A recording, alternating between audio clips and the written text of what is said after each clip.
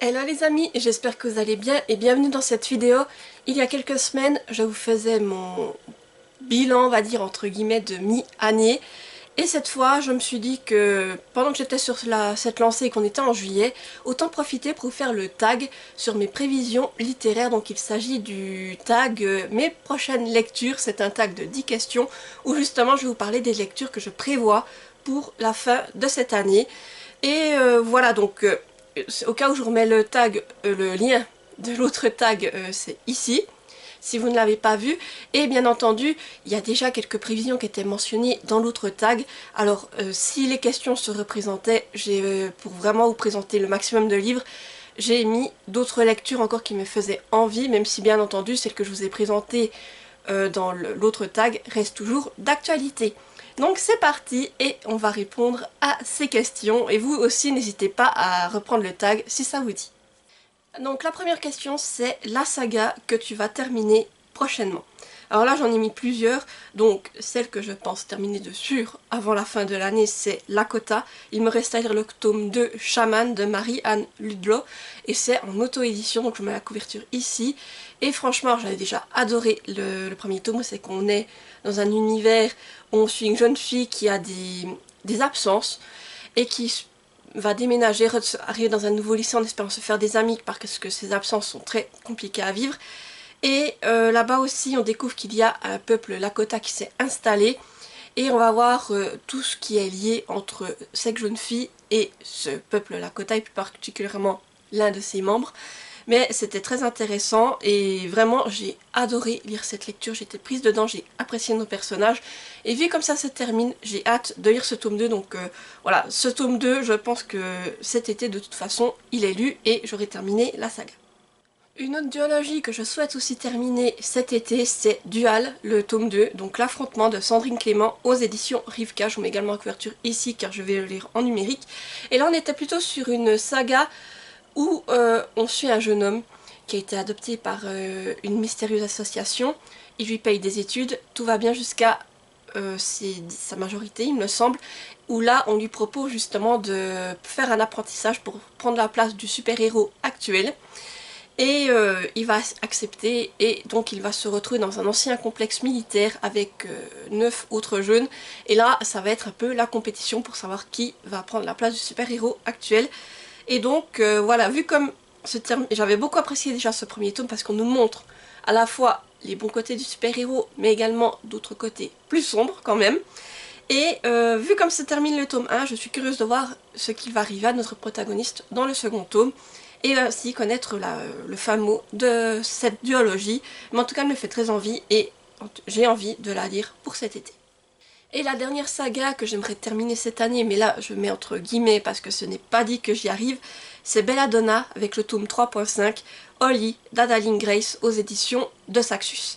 Alors ici, je vous mets également la couverture juste à côté car c'est un livre que j'ai en numérique. Dans le premier tome de Belladonna, en fait, on suivait Signa, qui est une jeune fille qui a vraiment pas eu de chance, ses parents sont décédés, elle est passée de tuteur en tuteur, sauf qu'à chaque fois, son tuteur est décédé et plus personne ne veut la récupérer parce qu'il pense qu'elle est maudite. Et Signa, elle a un don particulier. Tout d'abord, elle peut voir l'ange de la mort, mais en plus, elle ne peut pas mourir. Et là, justement, il y a un tuteur qui va se manifester, apparemment c'est un oncle, et elle apprend qu'elle a donc un oncle et des cousins-cousines. Elle se rend donc chez lui en espérant que cette fois ça va aller. Et en faisant tout son possible pour être le plus normal. Et disons que là-bas elle va se rendre compte en fait que sa tante est décédée. Et en plus, Signa, elle a une autre particularité, c'est qu'elle voit les fantômes. Donc elle va voir le fantôme de sa tante et elle va comprendre en fait que sa tante n'est pas décédée de manière naturelle. Que voilà, c'était un meurtre et elle comprend très vite que quelqu'un veut s'en prendre à sa nouvelle famille et donc elle va mener l'enquête pour justement comprendre qui en veut à sa famille. Voilà tout ce que je peux vous dire pour ce tome 1. Donc après il s'est passé beaucoup de choses dans les autres tomes, notamment le tome 3 où on arrête de suivre Signa et on suit un autre personnage et ça a été un tome que j'ai adoré, c'est même mon tome préféré qui a été un coup de cœur. Et dans ce tome-ci je crois qu'on reçut justement les mêmes personnages que pour le tome 3. Et c'est un tome, il me semble, qui se déroule à Noël. Alors c'est un tome que je vais plutôt me garder pour la période hivernale. Donc il faut à tout prix que j'arrive à me le caser en décembre. Mais voilà, c'est pour ça que je ne suis pas sûre à 100% parce que je pense qu'en décembre, je risque aussi de me planifier d'autres lectures, donc c'est pas dit que j'arrive à mettre celui-ci, donc voilà. C'est vraiment une saga que j'aimerais terminer, mais que ce n'est pas sûr à 100% que je la termine cette année. La deuxième question, c'est la prochaine LC que tu vas réaliser. Alors, si vous avez raté ma vidéo, ça a été annoncé la semaine passée, donc au cas où je le remettrai dans le petit i. Mais la prochaine lecture que je vais réaliser, en fait, c'est en août, où en fait nous allons lire L'île aux 1000 couleurs de Tamara McKinley aux éditions Archipoche. Voilà, je monte la couverture. Et donc là, on est sur un récit historique avec des secrets de famille et aussi, qu'est-ce qu'il y avait d'autre? Un peu de l'aventure, en fait, il y a du voyage, toutes ces choses-là. Et c'est ça qui m'attire particulièrement dans cette lecture. Et là, de savoir qu'on va la lire sur août, je suis vraiment contente. Donc, si vous souhaitez vous joindre à nous, il est encore temps de vous inscrire. Vous pouvez toujours me le dire en commentaire, mais ça me fait très envie. Et en plus, cette lecture a un côté été, car elle va se dérouler en Tasmanie. Et on va suivre une jeune fille qui va quitter l'Angleterre pour venir prendre possession d'un héritage qui, justement, en Tasmanie, est retrouvé sa mère avec qui, je crois, elle n'est pas en très bon terme. Voilà tout ce que je peux vous dire, mais vraiment j'ai hâte de lire de commencer cette lecture et de pouvoir vous en reparler par la suite. La troisième question, c'est la prochaine saga que tu veux absolument lire, et là bien entendu j'en ai mis plusieurs. Donc la première, je ne vous l'ai pas encore montrée en book haul, je me la suis procurée il y a très peu de temps, mais elle me fait très envie. Il s'agit du premier tome des Mystères d'Everson, la suivante de Victor Dixon aux éditions Robert Laffont. Voilà, je vous montre la couverture. Je suis fan de Victor Dixon, là j'ai lu Agence Perdido, j'ai eu 2 coups de cœur pour les 2 tomes qui sont sortis à l'heure actuelle. Et voilà, après avoir lu Agence Perdido, je me suis dit il me faut également commencer à procurer cette série. Donc c'est vrai qu'elle me fait très envie également, comme les Vampiria qui sont encore juste là derrière, que j'ai pas encore commencé. Mais voilà, j'avais envie de me la procurer, et pourquoi pas de la commencer, mais avant de la commencer, comme elle est sortie entièrement, vu qu'il y a 4 tomes, je vais faire en sorte de me procurer les 4 tomes pour pouvoir ensuite me lancer et éventuellement par les enchaîner. Et pourquoi pas en lecture commune si ça peut intéresser certaines personnes, comme on avait fait pour Agence Perdide. Et je ne vous fais même pas de résumé car voilà, j'ai entendu quelques informations, mais moi j'ai envie de vous dire, vous me dites Victor Dixon, pour moi c'est une valeur sûre. Et voilà, dès que je vois un livre de Victor Dixon, eh bien il n'y a pas de souci, je me le procure même sans lire le résumé, j'ai envie de dire je me le procure les yeux fermés. Et en plus là j'ai vu passer une information comme quoi il y aurait aussi c'est une fantaisie façon calendrier de l'Avent qui allait sortir chez Ozu, donc ça aussi je vais suivre de près car il y a aussi de fortes chances qu'il rejoigne ma pile à lire celui-ci. Une autre trilogie que j'ai très envie de lire, mais là plutôt en période automnale, il s'agit des Jumeaux Croche-Mort, donc le tome 1 c'est La Malédiction de Cassandra O'Donnell, aux éditions Flammarion Jeunesse. Je vous mets la couverture ici. Alors effectivement j'ai le livre en papier là-dedans, mais comme il fait quand même assez chaud, je ne voulais pas aller farfouiller et tout démonter ma pile à lire pour le sortir. Alors, je préfère vous mettre l'insert ici, surtout que là déjà je fais exprès de tourner le matin pour pas avoir trop chaud, mais je sens que ça commence à chauffer, donc voilà pourquoi je n'ai pas été faire trop de fouilles dans ma pile à lire. Mais voilà, c'est du Cassandra O'Donnell. J'avais lu La Légende des 4, j'ai beaucoup aimé La Légende des 4. Là on est sur une trilogie, je l'ai en entier dans ma pile à lire. Et en plus je sais qu'on va être dans une ambiance spooky, on suit des jumeaux, un frère et une sœur. Et apparemment ils pensaient qu'ils n'avaient plus de parents, mais ils apprennent que leurs grands-parents sont toujours vivants. Donc ils partent vivre chez leurs grands-parents, puis disons que c'est assez bizarre là où ils arrivent. Voilà, c'est tout ce que j'ai besoin de savoir, et voilà, donc je pense que ça va être assez spooky et ce sera l'idéal à lire en période d'Halloween. Et une autre saga qui me fait très envie depuis un moment et qui serait parfaite à lire cet été, il s'agit du premier tome des Secrets du Nil de c'est donc What the River Knows d'Isabelle Ibanez aux éditions Rajo. Donc je vous montre la couverture qui est juste magnifique, et moi j'ai la version reliée avec le jaspage qui est juste incroyable. Et ce livre me fait très envie car déjà c'est un récit historique avec, je pense, de l'enquête, et en plus qui va se dérouler en Égypte. Mais que demander de mieux quoi, franchement, pour moi. Alors pour moi je n'ai que le tome 1, il faut aussi que je regarde pour me procurer le tome 2 par la suite en version reliée également pour avoir le jaspage, car là c'est une duologie et vraiment ça me fait très envie, et je me dis mais un récit avec de l'enquête en plus historique qui se déroule en Égypte, mais c'est parfait pour l'été, mais j'ai peur que cette année je ne parvienne pas à le lire. Alors, à part si j'arrive vraiment à avancer dans toutes les lectures que j'ai à faire et que je me dis allez hop, je le glisse suite. Mais J'ai des doutes, mais en tout cas c'est une saga qui me fait très très très envie et qui continue à me faire de l'œil, mais que je me vois plutôt lire en été et que si je n'arrive pas à lire cette année, eh bien ce sera repoussé à l'été prochain. La question 4, c'est la prochaine autrice que tu veux découvrir, et là pareil j'en ai mis plusieurs, donc tout d'abord la toute première qui me fait de l'œil depuis un moment, c'est Freda McFadden, dont on entend beaucoup parler, et notamment j'aimerais beaucoup découvrir sa plume sur La femme de ménage, où là j'ai le premier tome, aux éditions J'ai lu, voilà je vous montre, que j'ai trouvé en boîte à livres, et par la suite j'ai également trouvé La Psy en boîte à livres, c'est toujours aux éditions J'ai lu, et voilà c'est les deux livres qui me faisaient le plus envie, donc j'espère les lire, alors celui-ci plutôt sur l'automne et celui-ci plutôt en hiver, mais j'espère avoir la chance d'en lire un cette année, et justement avec la hype qu'il y a autour, j'avoue que ça m'intrigue, parce que des fois la hype me fait fuir, vous le savez par exemple pour Force Wings, ça m'a fait vraiment fuir pour cette saga, mais là, avec Freda McFadden, c'est tout l'inverse en fait, j'ai envie de dire, ça me titille, et comme en plus c'est du thriller, peut-être que ça me fait pas le même effet, mais j'ai envie de découvrir sa plume et de voir justement si ces thrillers vont me hyper et vont vraiment me retourner, voilà, vraiment voir ce que je vais en penser, et puis j'espère au moins en lire un cette année. Une autre autrice que j'ai très envie de découvrir et qui me fait envie depuis un moment, c'est Maïwenn Alix avec le premier tome là de Noblesse Oblige, et c'est des éditions Slalom là aussi, le livre un jaspage qui est super.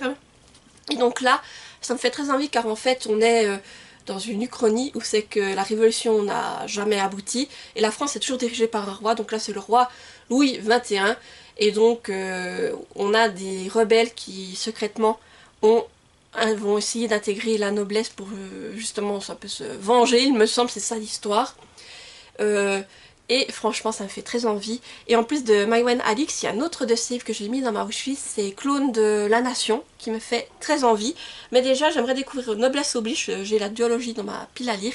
Je l'avais mis dans ma pile à lire du printemps, malheureusement je n'ai rien lu de ma pile à lire du printemps, j'ai vraiment pas eu le temps. Et voilà, j'espère quand même avoir le temps de lire cette saga, ou en tout cas de la débuter cette année, ben, elle me fait vraiment très très très envie. Et je suis curieuse de découvrir la plume de cette autrice. Et une autre autrice que j'aimerais également découvrir, c'est Françoise Bourdin.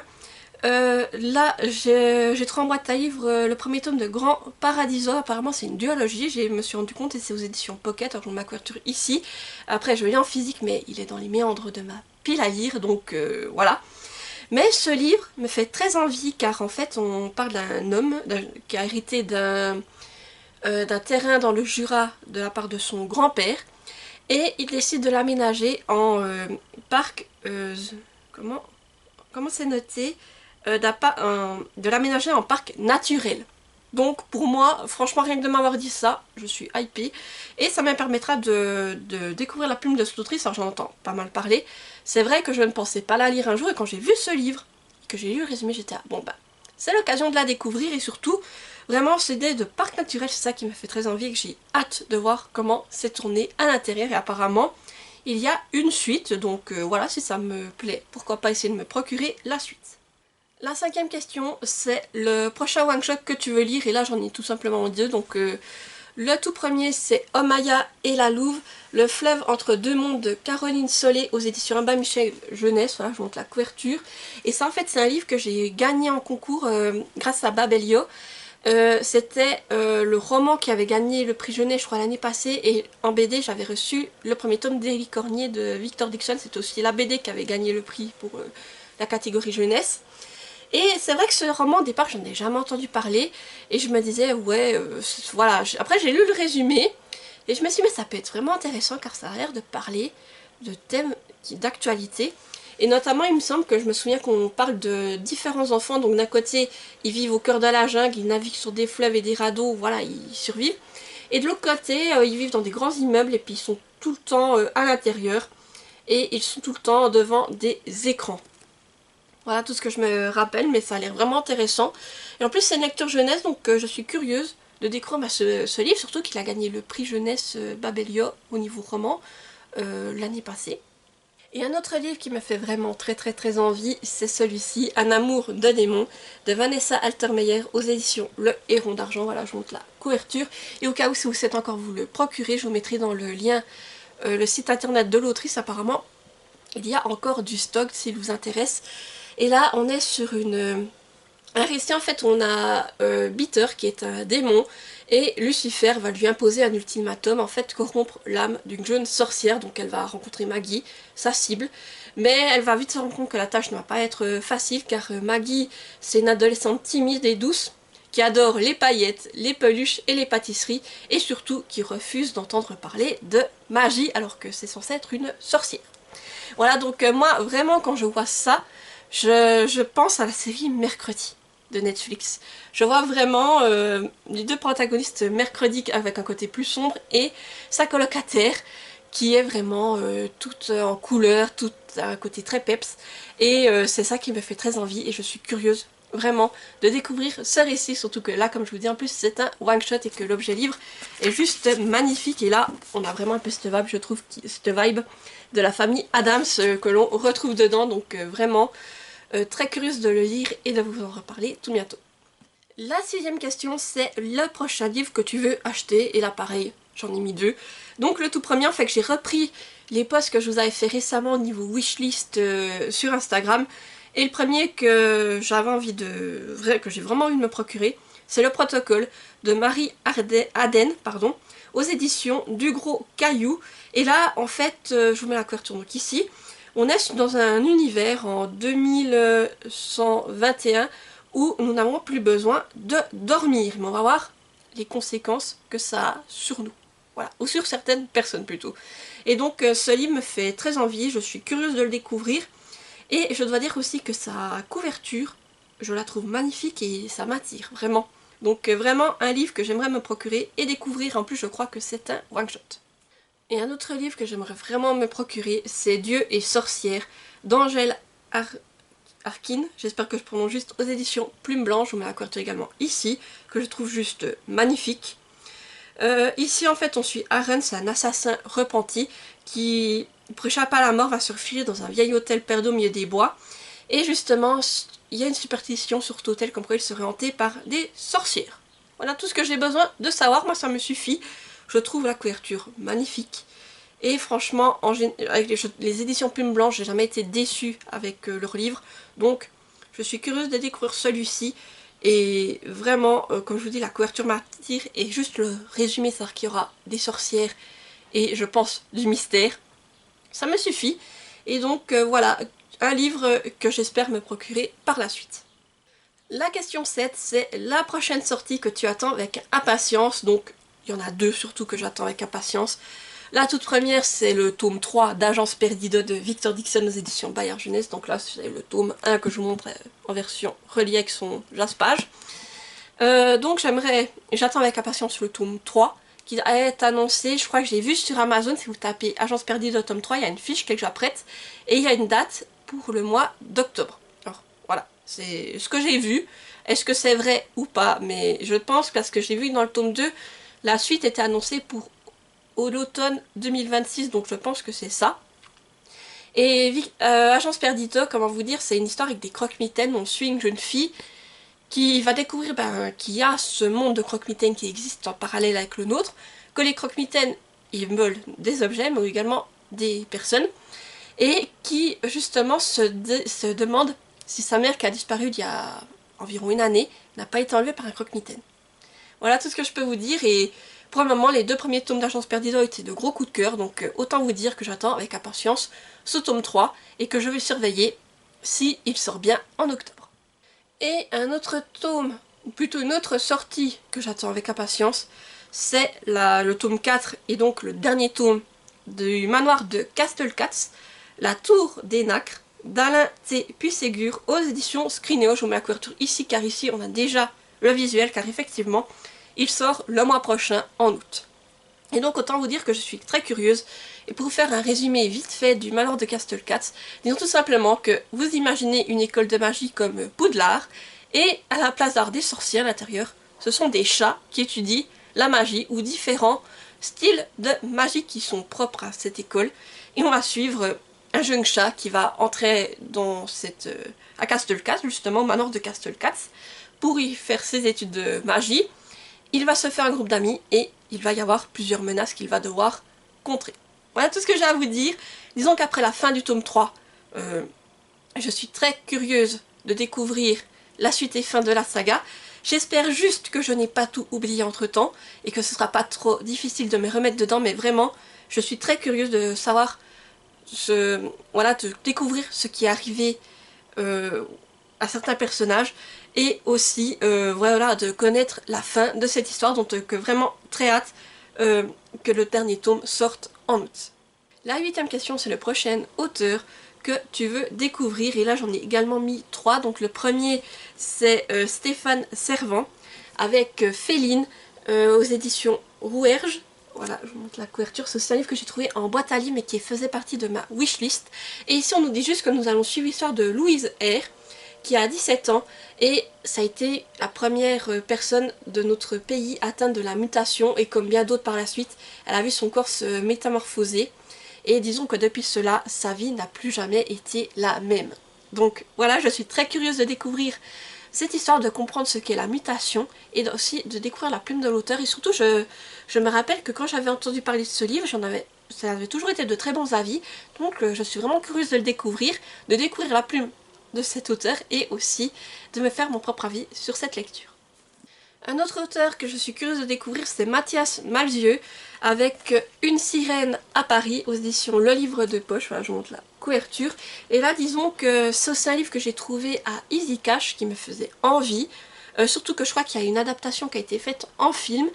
Et dans ce livre, en fait, la scène a été en crue et on a un jeune homme qui a été attiré par un chant étrange et qui a découvert une sirène blessée. Et donc qui va essayer de la soigner, voilà tout ce que je me rappelle. Et donc voilà, c'est un récit avec une sirène, donc c'est déjà ça qui m'a attirée. Et là, j'ai entendu plusieurs personnes parler de cet auteur, donc je suis curieuse aussi de découvrir sa plume et aussi de lire ce livre de sirène. En plus, je me dis que, là on parle de sirène, ce serait bien pour l'été. Et le dernier auteur que j'aimerais bien découvrir, je sais que beaucoup en parlent et qu'il y a plusieurs de ces livres qui pourraient m'intéresser. Et là, par hasard, je suis tombée sur l'un d'entre eux en boîte à livres. Il s'agit donc de Bernard Werber. Et j'ai trouvé La valse des âmes aux éditions Albin Michel. Je trouve la couverture juste magnifique. Et là, ce qui m'attire dans ce livre, c'est qu'on nous dit, juste déjà comme première phrase, on nous dit « C'est une histoire d'amour qui a commencé il y a 120 000 ans ». Et donc, en fait, on est sur deux âmes sœurs qui ont toujours été séparées et qui espèrent enfin pouvoir vivre leur histoire d'amour. Et je dois dire que ça m'intrigue en fait, cette idée d'âme sœur. Et je suis curieuse également de découvrir la plume de cet auteur que je n'ai jamais lu. Et par la suite, je sais que si ça me plaît, j'ai d'autres de ces livres dans ma wishlist, donc ce sera l'occasion d'essayer de me les procurer. Mais voilà, en tout cas, j'ai déjà trouvé celui-ci, donc il faudrait que je prenne le temps de le lire pour découvrir sa plume. La 9e question, c'est la prochaine suite de BD ou manga que tu attends. Alors là, j'en ai 3 que j'attends. La toute première, c'est Violette Ténébris de Marie Manant et Flavia De Vita aux éditions Jungle. Donc je vous mets la couverture du tome 1 ici. Et en fait, c'est une histoire que j'avais adorée en BD. On suit Violette qui est une jeune fille, plutôt qui est la future princesse des ténèbres.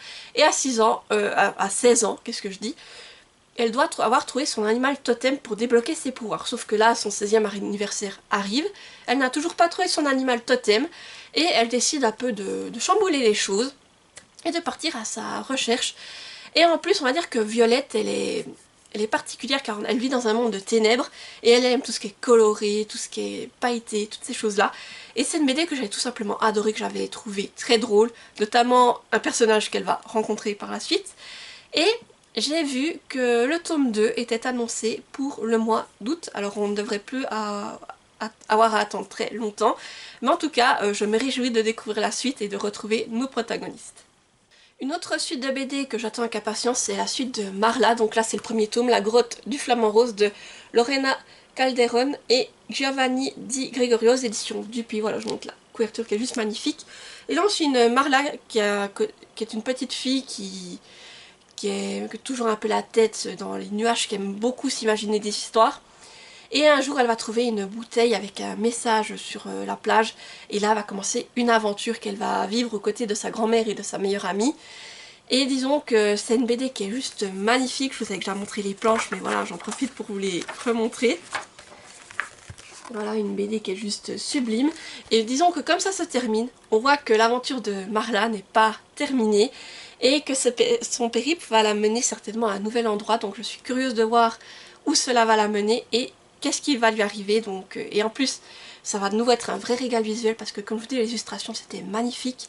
Il y a des illustrations que je ne peux pas vous dévoiler mais que j'ai trouvé superbes.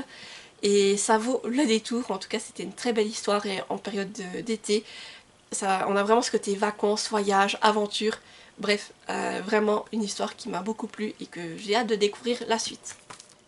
Et une autre suite que j'attends avec impatience, c'est la suite justement de L'île de minuit. Donc là je vous mets le tome 1, Le réveil de l'automate de Lilian et Grébille aux éditions Dupuis. Voilà, là j'attends avec impatience le tome 3, j'ai lu les 2 premiers tomes. Dans le tome 1, on était vraiment sur la situation de base. Dans le tome 2, ça se développait un peu. Et maintenant, je suis curieuse de découvrir ce qu'il va arriver à nos protagonistes dans le tome 3. Et disons que là, on suit plusieurs enfants qui se retrouvent échoués sur une île. Ils ne savent pas ce qu'ils font là, ils se rappellent juste de leur nom, ils ont oublié leur passé. Et ils vont découvrir un étrange bâtiment dans lequel il y a un mystérieux automate. Et cet automate va leur donner des missions. Et à chaque fois, dans les missions qu'il leur donne, il leur dit clairement soit vous la réalisez, soit il va arriver quelque chose de grave à l'un d'entre vous. Voilà, tout ce que je peux vous dire, donc c'est très mystérieux et voilà, je suis très curieuse de savoir ce qui va leur arriver et surtout que disons qu'au fur et à mesure, on continue d'explorer cette mystérieuse île et à découvrir ce qui se cache à l'intérieur, donc très curieuse de savoir ce qui va leur arriver par la suite. Et la 10e et dernière question, la prochaine romance que tu veux découvrir, et donc là j'en ai glissé 2. Donc la première c'est une romance historique avec la suite de la chronique des Bridgerton, donc le tome 7 Hyacinthe de Julia Quinn. Et moi j'ai les éditions Françoise Poche, voilà, que je vous montre ici. Donc comme vous savez, la chronique des Bridgerton, je ne vous refais pas le résumé, je pense que vous voyez ce que c'est. J'essaye toujours de m'en caser un au printemps et j'aimerais bien essayer aussi de m'en caser un en automne.